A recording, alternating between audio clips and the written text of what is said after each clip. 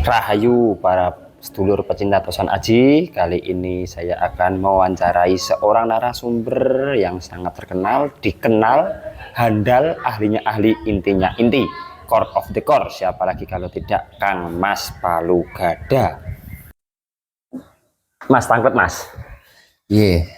Jadi jawab sesuai sepengetahuan jenengan, yang singkat, padat, jelas, sehingga mudah dimengerti masyarakat umum.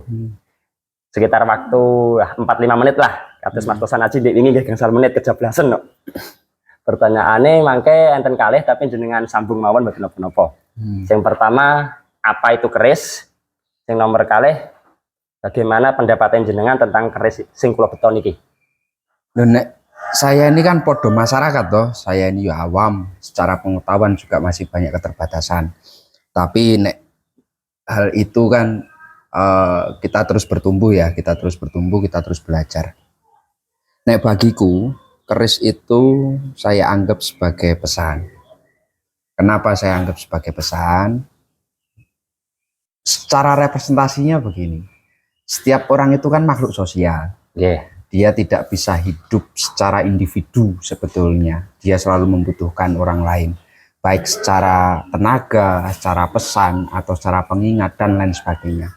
Itu bisa diwujudkan sebagai sosok orang tua, kira-kira begitu. Kalau orang tua kan dengan segala keterbatasan, baik di umur, baik di jarak, waktu, dan ruang, kira-kira begitu.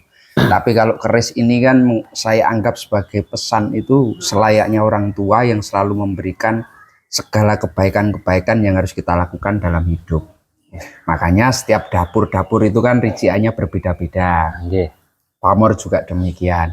Itu semuanya membawa pesan, membawa nasihat, membawa simbol yang dimana kita jika bisa memahami satu persatu, itu kita selayaknya mendengarkan nasihat orang tua.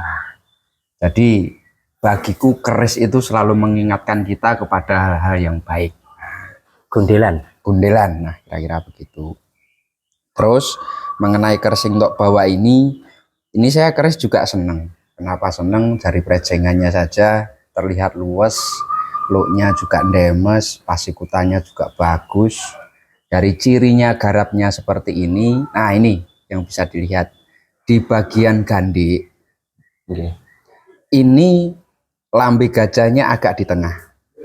Berbeda dengan keris-keris sengklat pada umumnya kan, biasanya lambe gajah ini kan berada di bawah dekat gonjo sini. Nah, ini menandakan era pembuatannya. Salah satu tanda era pembuatannya itu di era Majapahit.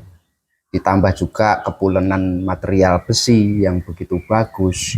Ini juga kategorinya masih utuh, baik dari grenengnya, baik dari sekar kacangnya, terus sampai looknya ujung bilah, ini semuanya masih utuh. Terus dia berpamor tunggak semi. Nah, secara pamor memang Majapahit identik sekali, barangkali keterbatasan bahan waktu itu. Makanya secara pamor memang berbeda dengan era-era Mataram Sultan Agung atau Mataram Kartosuro dan lain sebagainya. Dia lebih mengedepankan material yang pulen. Cara pamor ya sedikit-sedikit begini. Kalau ini masuknya di sor-soran kan sudah termasuk banyak ini. Terus dia ada motif yang menyatu, sor-soran menyatu di tengah bilah, ini masuk di dalam pamor tunggak semi. Secara angsar tunggak semi itu memang diyakini sebagai dia bertumbuh dalam sebuah kerezekian. Apapun bertumbuh dalam cita-cita, bertumbuh dalam keinginan, bertumbuh dalam harapan.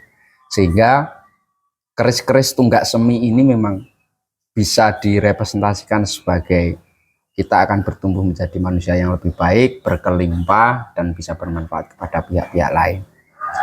Secara overall, pusaka ini saya nyatakan layak dikoleksi. Ngono kuwi. Pun nih. Wes, lah rokokmu gur sebelum.